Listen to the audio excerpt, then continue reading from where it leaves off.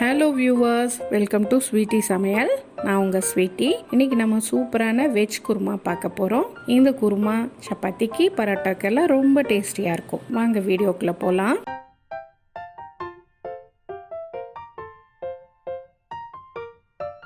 தேவையான பொருட்கள்: மஞ்சத்தூள் அரை டீஸ்பூன், மிளகாய்த்தூள் 1 டேபிள் ஸ்பூன், மல்லித்தூள் 1 டேபிள் ஸ்பூன், இஞ்சி பூண்டு விழுது 3/4 டேபிள் ஸ்பூன், பச்சை மிளகாய் 2, பட்டை 2 துண்டு, லவங்கம் 2, ஏலக்காய் 3, அரை கப் தேங்காய். முட்டைக்கோஸ் இந்த மாதிரி பூவாக அரிஞ்சுக்கோங்க.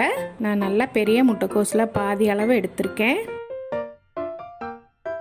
இப்போ உருளைக்கிழங்கு இந்த மாதிரி நல்லா பொடி பொடியாக கட் பண்ணி வச்சுக்கோங்க. 2 உருளைக்கிழங்கு கட் பண்ணி வச்சுருக்கேன். 2 பெரிய சைஸ் வெங்காயம் நீளமாக கட் பண்ணி வச்சுருக்கேன். 3 தக்காளி நல்லா மெலிசாக ஸ்லைஸ் பண்ணி வச்சுக்கோங்க. கடையை அடுப்பில் வச்சுக்கலாம். 3 டேபிள் ஸ்பூன் ஆயில் சேர்த்துக்கலாம். தேங்காய் எண்ணெயாக இருந்தால் ரொம்ப டேஸ்டியாக இருக்கும். ஆயில் சூடாக இருக்கட்டும். பட்டை கிராம்பை சேர்த்துக்கலாம்.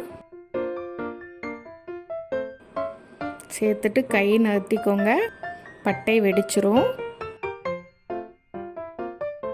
அரிஞ்ச வெங்காயத்தை சேர்த்துக்கலாம். நல்லா வதக்கி விடலாம்.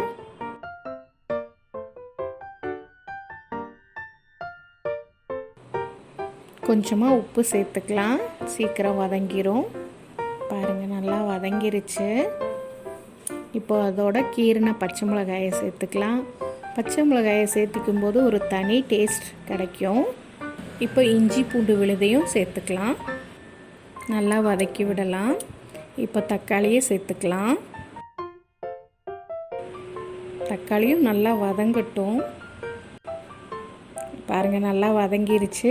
அதோட ஃபஸ்ட்டு நம்ம உருளைக்கிழங்குகளை சேர்த்துக்கலாம். அந்த எண்ணெயிலேயே உருளைக்கிழங்கும் நல்லா வதங்கட்டும். ஏன்னா உருளைக்கிழங்கு வேகிறதுக்கு நேரம் ஆகும். அதனால் நம்ம முதவே உருளைக்கிழங்கை சேர்த்துட்டோம். இப்போ மஞ்சத்தூள் ஆட் பண்ணிக்கலாம். மிளகாத்தூளையும் சேர்த்துக்கலாம். மல்லித்தூளையும் சேர்த்துக்கலாம். நல்லா எல்லாத்தையும் சேர்த்து நல்லா வதக்கி விடலாம். காரம் எல்லாம் உருளைக்கிழங்குல பிடிக்கிற மாதிரி நல்லா வதக்கி விட்டுடலாம்.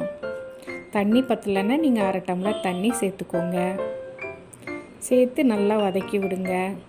அதோடு நீங்கள் அரைச்ச தேங்காவுடைய தண்ணி இருந்தால், அதாவது மிக்ஸி கழுகுன தண்ணி இருந்தால் அதுலேயே உருளைக்கிழங்க வேக விடுங்க. அது இன்னும் டேஸ்ட்டாக இருக்கும். உப்பையும் சேர்த்து லிட் போட்டு கவர் பண்ணிடுங்க. வேகட்டும். 10 நிமிஷம் ஆகணும் உருளைக்கிழங்கு வேகிறதுக்கு. பாதி அளவு வெந்துருச்சு. இப்போ இதோட நம்ம முட்டைக்கோசையும் ஆட் பண்ணிக்கலாம்.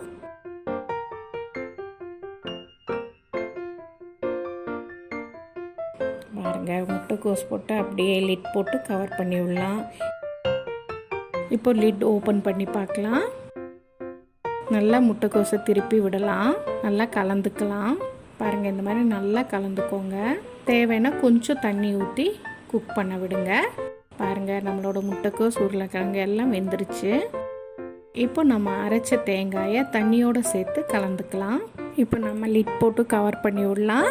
தேங்காய் ரொம்ப குக் ஆகணும்னு அவசியம் இல்லை. ஒரு 5 மினிட்ஸ் இருந்தால் போதும். நம்ம முட்டைக்கோஸ் குருமா ரெடி. பாருங்கள், பரோட்டாவோட சப்பாத்தியோட சாதத்தோட ரொம்ப டேஸ்டியாக இருக்கும். ஹோட்டல் குருமாவோட ரொம்ப டேஸ்டியாக இருக்கும். உங்களை அடுத்த வீடியோவில் பார்க்குறேன். அது வரைக்கும் பாய்.